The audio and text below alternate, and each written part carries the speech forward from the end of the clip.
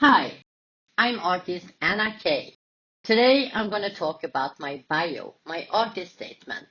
Instead of writing it down in a formal way, I was thinking it's better as an artist to show you instead of telling, instead of writing about it. So I will answer some common questions that I've gotten, and I hope that this will help for you to understand me and my art a little better. The first question I often get is, where do you get your ideas from? Or where do you find your inspiration? Because most of my art is not realistic, it's quite abstract or imaginary. So the thing with my inspiration is that it comes in a few different ways. First of all, I want to tell you that I'm very happy because ever since the cell phones came around, I could make it very easy to snap pictures because I observe.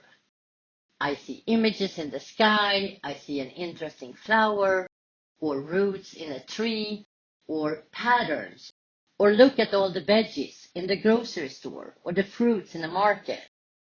I see very interesting images all around me.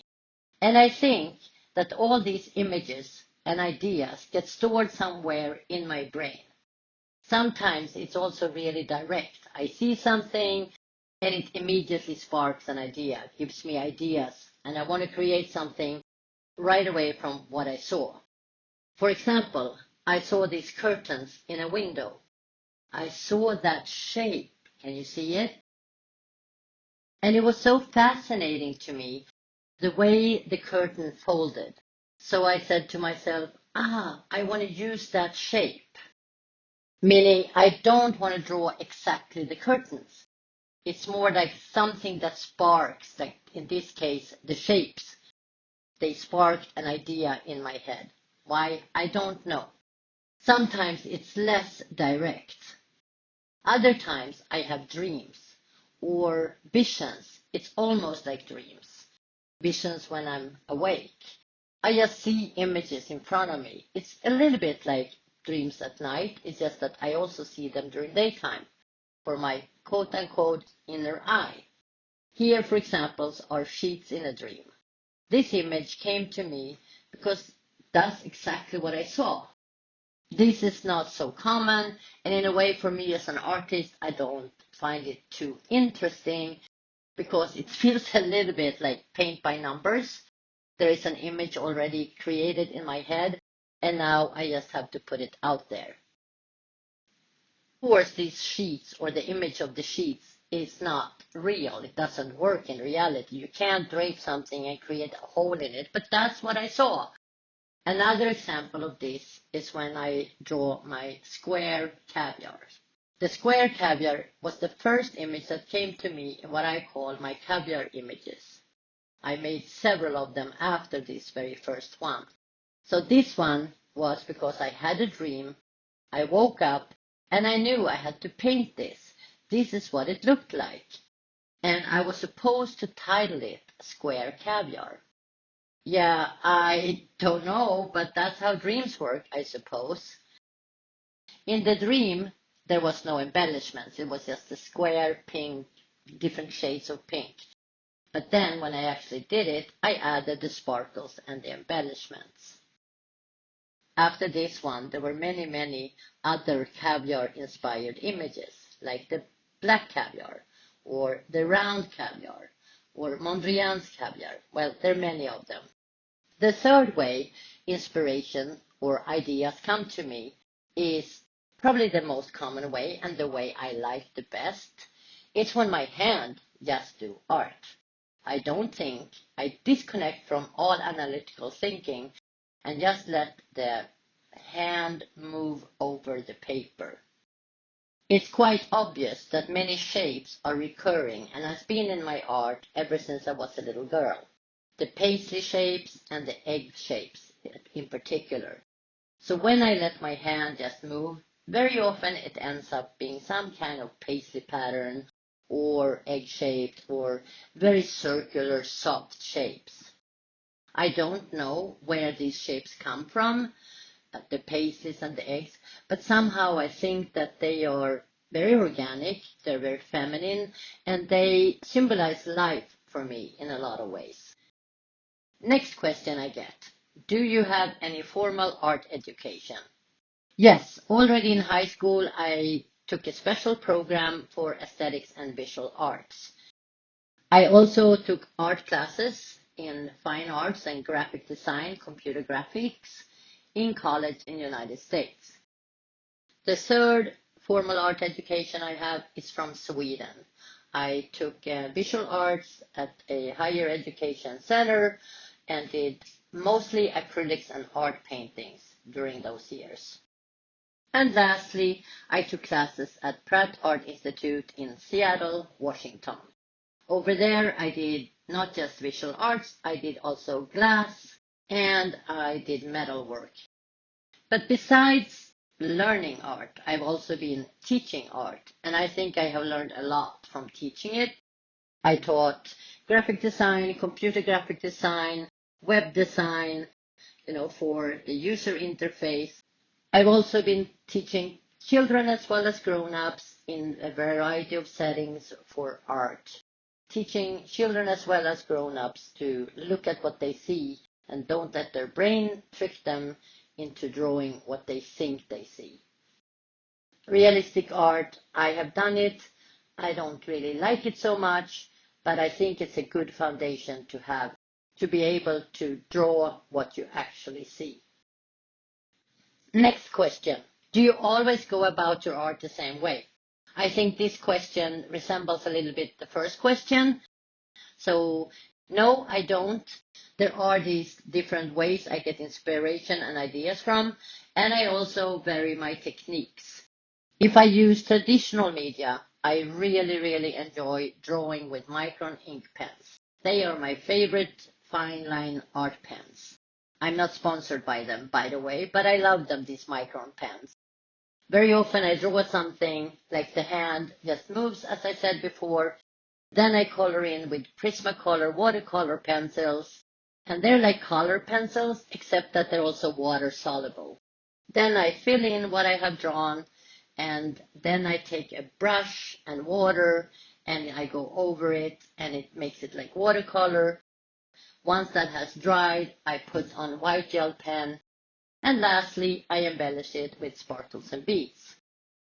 Of course, that's traditional media. When I work digitally, it's very similar in a way. I kind of do patterns and forms and shapes, and then I color it in. The method kind of is the same, even if it's digital. For me, at least, that's how I work. But again, it depends a little bit on what I'm doing. If I'm doing something extremely realistic and really paint from something, which I don't do often, then I use a little bit different method. Also, many have asked me what my favorite medium is.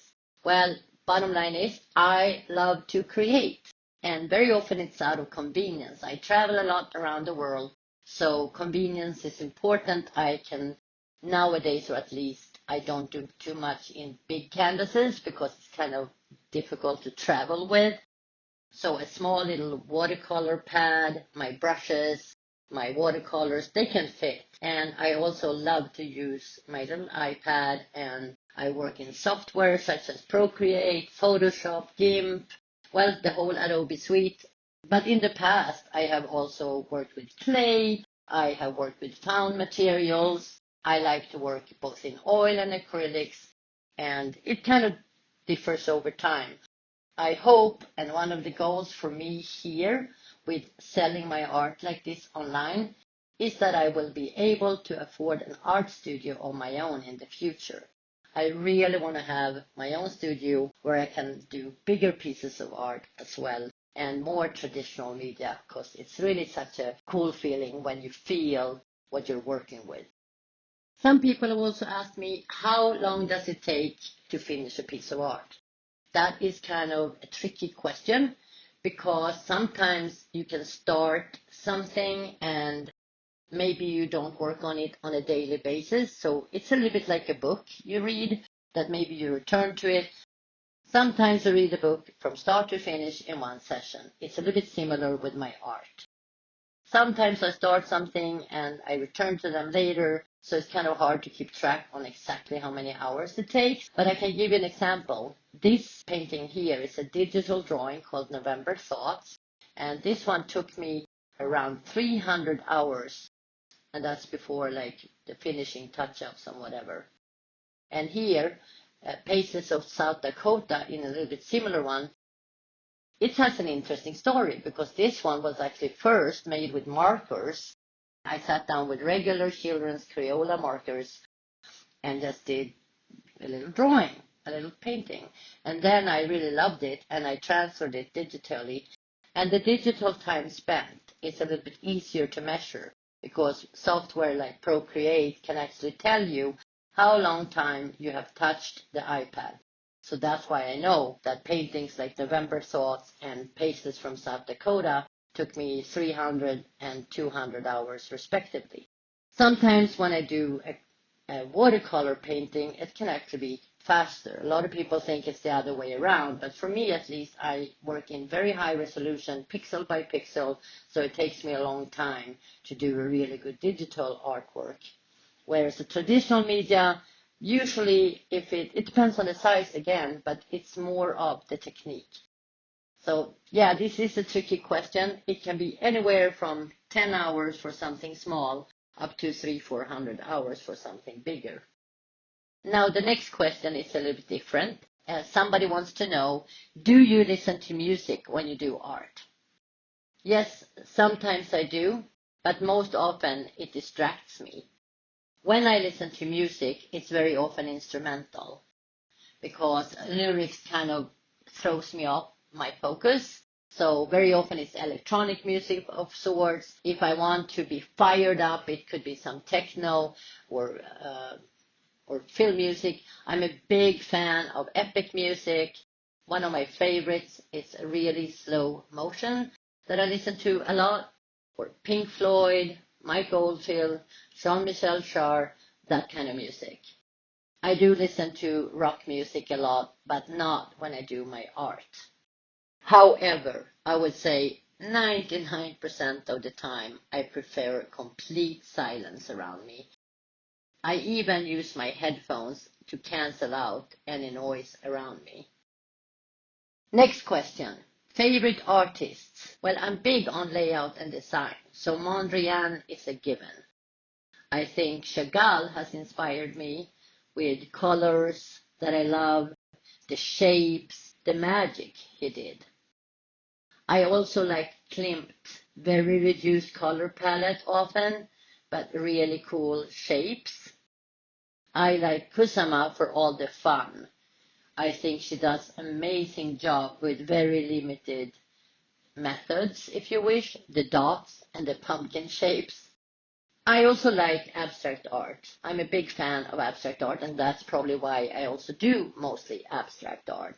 I think, especially super realism, I think we have cameras for that, personally. I don't want to do another copy of what reality has already shown me, or what we have around us. Plus, I have all these imaginary images in my head, and I want it out. So I think abstract artists are inspiring to me, and I actually look at a lot of abstract art on social media and in reality because I'm inspired by other artists. The last question from my little artist bio is, what state of mind is ideal for creating art? Well, I can only talk about myself. I don't think I have one state of mind that is conducive for me. I create art whether I'm happy, sad, or angry. It doesn't really matter to me. I think all these feelings are important to feel for me when I do art, and it gives me variety in the final product. However, I do know that I have used art as a healing tool. Definitely. I have had cancer a couple of times actually, and I've been sickly most of my life, physically sick. And I know that every time when I go through the healing process, art has been there for me, and it kind of makes me focus less on my body and more of the production, the creating something. And I don't know why, but I just need to do it every time I've been sick and have these period of rehabilitation. That's when I get a lot of art out of me. But yes, as I said, for me, I create happy art, I can create sad art, I can create serious images or whimsical images. There were some examples of that. I hope you learned a little bit about me, my art, and got a few questions answered that you would usually read in a regular artist statement or bio. Hope you enjoyed this video. And now, of course, I want you to go and support me in my journey so I can reach my dreams and continue to create more and more art to beautify the world. Because that's what I really want to do. At the end of the day, I think we all need to have art around us to get us through our days, to fire us up, to heal us, to make us happy, and just imagine a world without art or images. No, I can't. Beautify the world and go and shop on my site. Thank you.